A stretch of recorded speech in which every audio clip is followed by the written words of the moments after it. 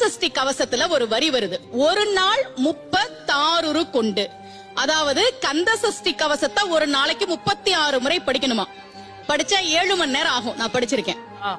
ஆனா கலியுகத்துல கந்தசஷ்டி கவசத்தை ஒரு நாளைக்கு 36 முறை படிக்கிறதுக்கு நேரம் இருக்காதுன்னு தான் அதுலயே சூட்சுமமாக ரகசியமாக ஒரு விஷயம் சொல்லப்பட்டிருக்கு.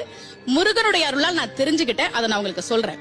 ரவண பவச ரரரரரரரா ரிவண பவச ரிரிரிரிரிரி, இதுக்கெல்லாம் என்ன அர்த்தம் நான் தேடி தேடி தேடி முருகன் அருளால் தெரிஞ்சுக்கிட்டேன். சரவண பவ முருகனுக்கான மந்திரம். இத 6 முறை சொல்லணும்.